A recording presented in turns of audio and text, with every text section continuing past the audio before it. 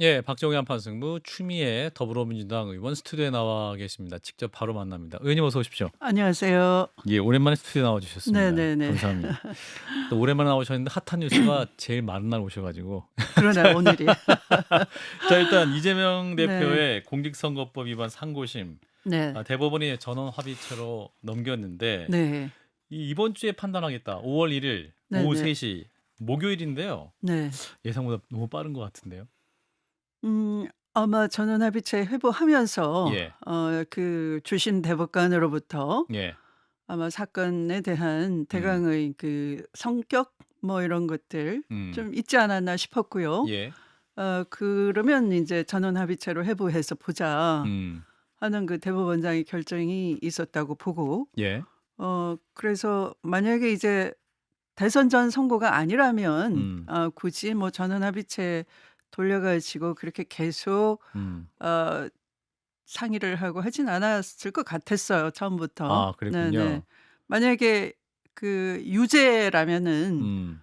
대법원이 적극적으로 "대선 개입한다."라고 음. 해서 사법부로서는 굉장히 그 비극적인 사태를 일부러 만드는 거잖아요. 대선 전에. 네. 예. 유죄라고 유죄로 한다면. 한다면. 네. 그러니까 검찰의 상고를 받아들여서 음. 만약에 그 유죄의 취지로 항소심을 다시 번복하고 파기환송을 한다면. 파기환송을 한다 그러면 음. 대선 개입이라는 여론에 직면할 것 같고요. 예. 그런데 이렇게 신속한 결론을 미리 예고한 것은 저는 무죄라고 봅니다. 기각. 예. 네. 상고를 기각한 상고를 문제. 기각하고 예. 검찰의 상고니까 예. 항소심이 피고인 이재명 무죄였으니까 음음. 그 무죄의 취지로 상고를 기각하는 음. 확정시키는 그런 5월 11일 공직 후보 등록 마감 전에 예. 그렇게 하지 않을까 음. 이렇게 생각을 합니다. 예. 네. 왜냐하면 그 항소심 판시 내용이 굉장히 자세했는데요. 예. 바로 6 개월 전에 음. 대법원 판결을 인용을 많이 했습니다. 아하. 거의 똑같이 정읍시장에 대한 그 공직 후보로서의 그 허위 사실 유포에 관한 예. 시비가 있어서 예. 대법원까지 올라왔는데 아하. 대법원에서는 그 후보자가 선거 과정에서 한 말을 다 그 어떤 시간과 장소 또 말하게 되는 배경이 있잖아요. 예. 그 하나하나를 정확하게 봐야 되는 것이지 음음. 그걸 합쳐 가지고 확장 해석을 하거나 추론을 하는 음. 그런 식은 안 된다라고 했거든요. 예. 근데 그것을 이 이재명 피고인의 재판에 그대로 인용을 해서 음. 무죄의 이유로 삼았어요. 2 바로 심에서. 네. 네. 6 개월 전 대법원 판결을 인용해서 이재명 후보에 대해서 무죄 음. 선고를 했기 때문에 예. 바로 그렇게 판단한 분이 음음. 전원 합의체 가기 전에 음. 똑같은 주심 대법관이었거든요. 예. 그러니까 그 법리를 항소심에서 인용해서 무죄를 내렸으니 음.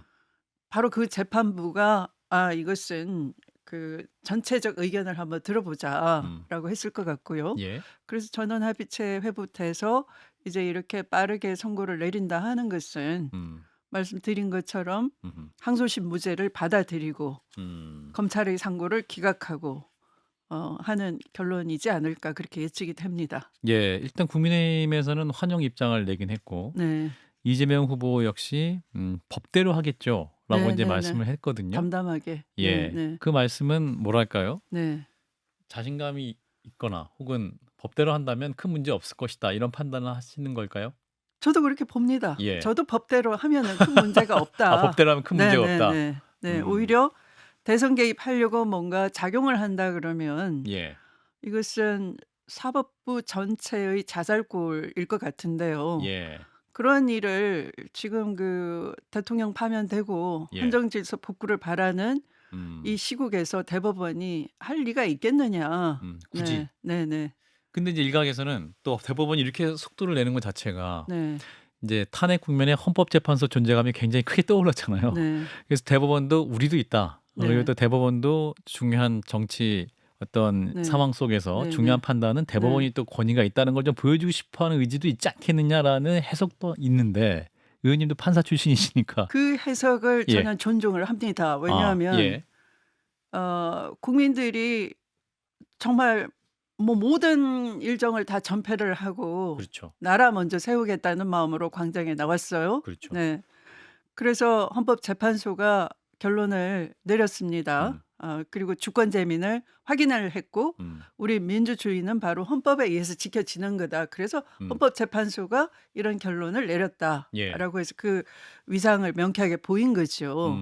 바로 조희대 대법관 자체가 이 상고된 이 기록을 보니까 이미 지난 대선 때 일이거든요. 예. 4년간 묵었던 사건이에요. 예. 그래서 왜 이거 빨리 결론 안 내? 신속한 재판을 해야 될 거 아니야? 633. 네네.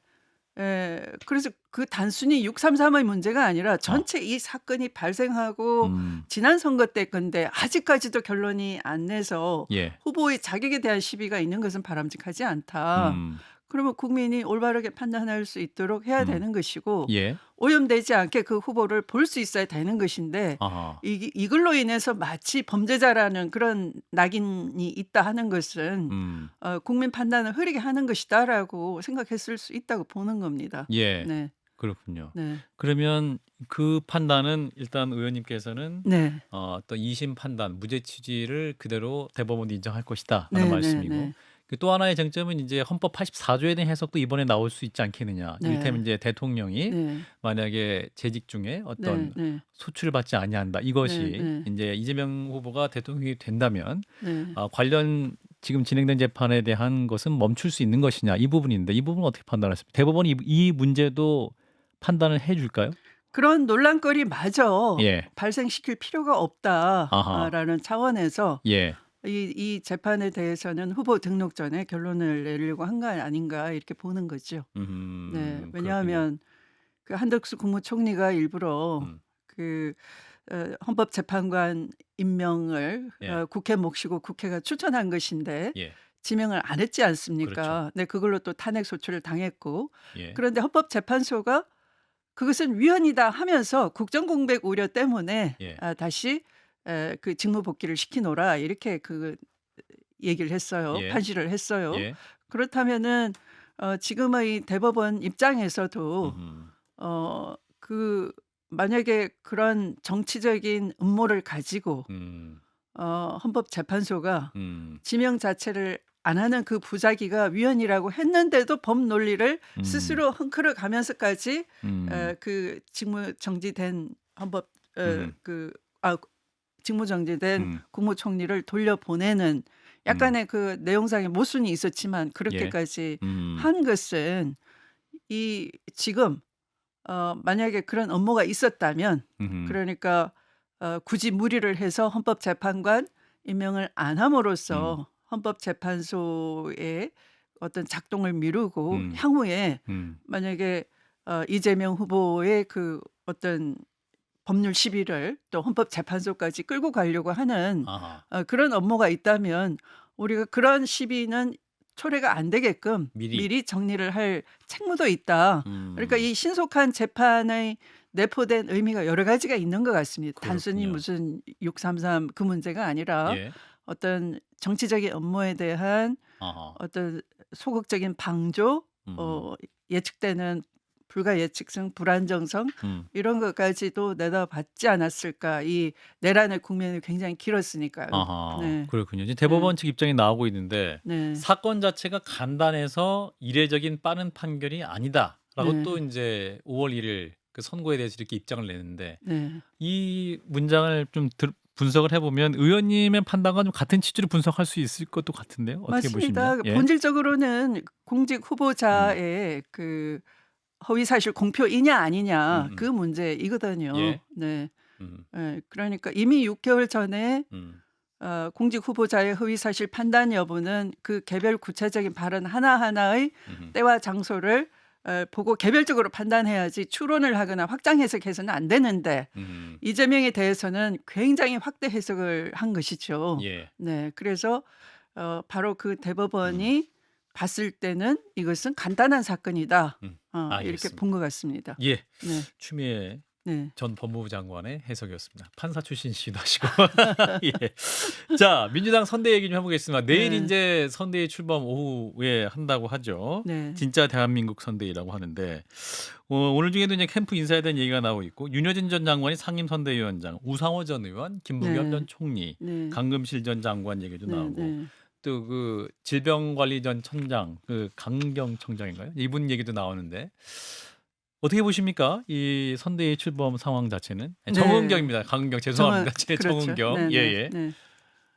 선대위 분위기. 네. 아마 이재명 후보가 이제 아마 거의 절실한 마음이 있겠죠, 당연히. 음. 내란 극복을 하기 위해서는 대선 승리를 반드시 해야 되는 것이고 예. 혼자만의 승리가 아니고 이것은 국민의 승리지 않습니까? 예. 그러니까 뭐 통합이라는 그런 단어가 많이 오염이 돼 있습니다.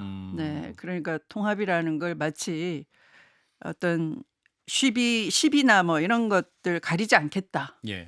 약간 비빔밥처럼 이렇게 많이 오염이 돼 있지 않습니까? 예. 예. 그러니까 그런 의미가 아니라 국민이 승리하는 것을 반드시 보이고 그것이 이 시대에 하나의 책무다 이렇게 절실하기 때문에 예.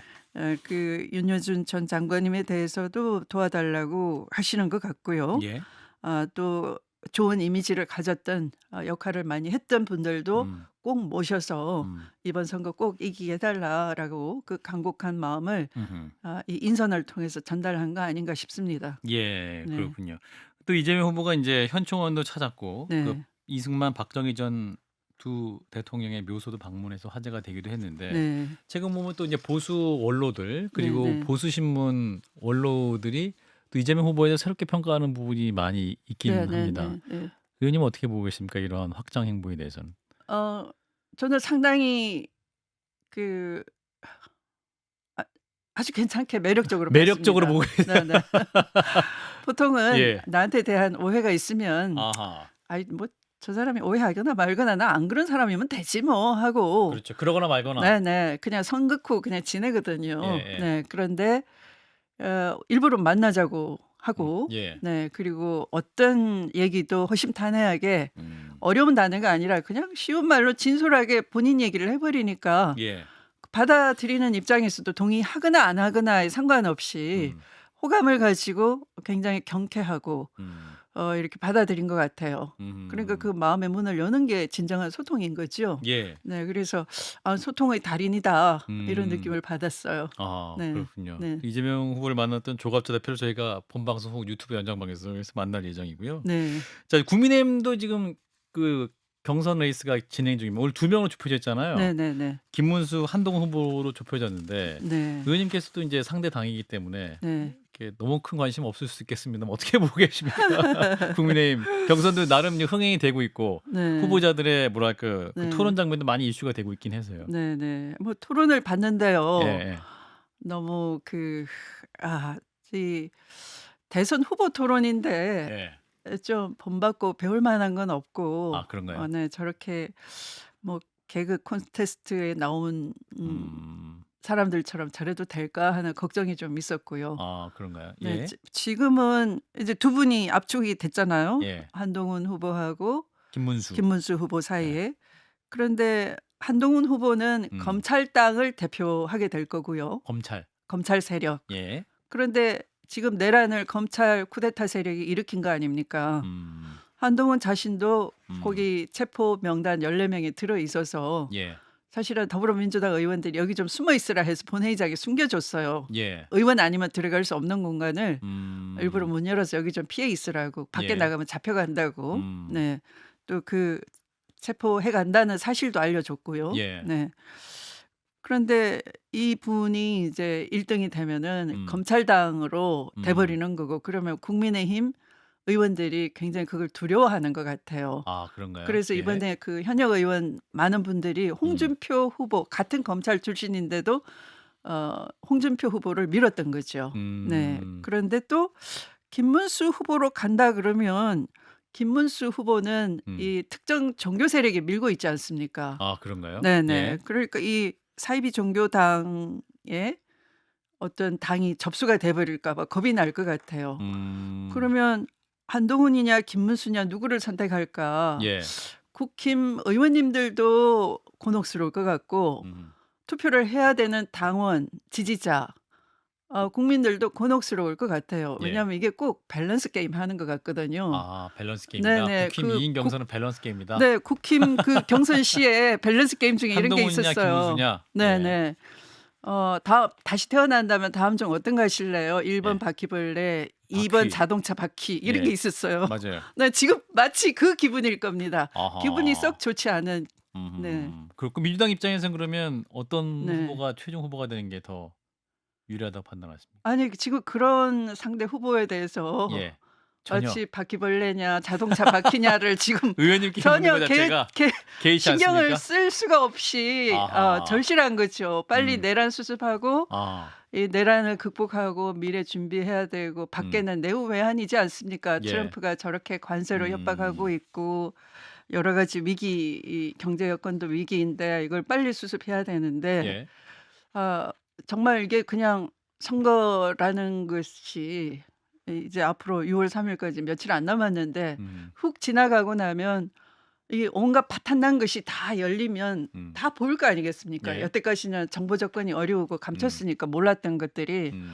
그러면 이걸 한꺼번에 텅 비어버리고 다 파탄난 것을 다시 복구하는데 얼마의 시간과 인력이 걸릴지 알 수도 없는 건데 예. 이게 더 끔찍한 건데 지금 뭐 한동훈이냐 김문수냐 뭐 신경 쓸 처지도 아닙니다, 사실.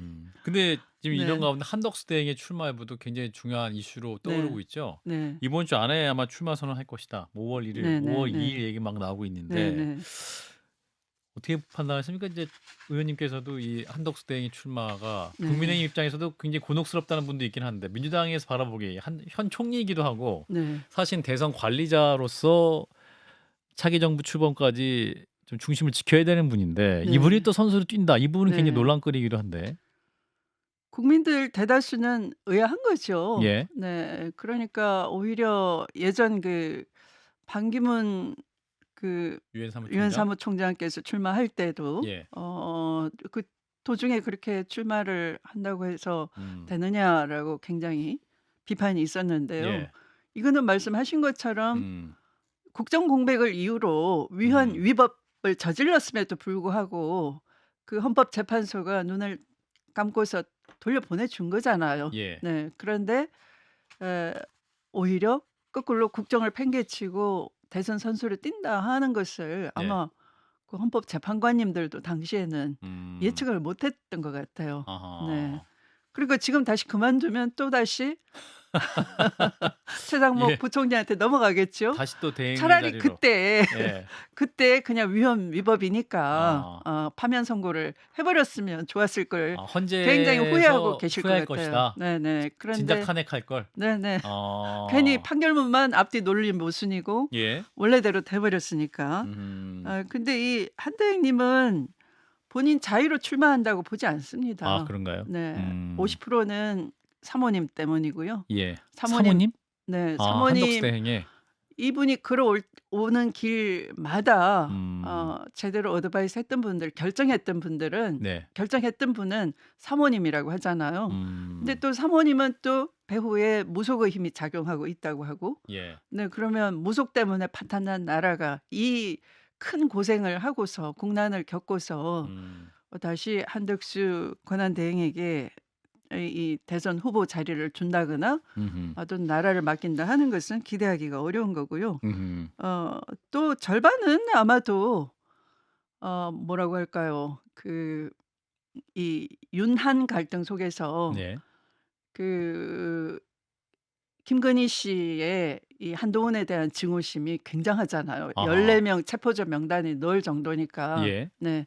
그러니까 김건희 씨는 보통 저기를 어떻게 표현하는가 하면은 이재명을 쏘고 나도 죽을 거야.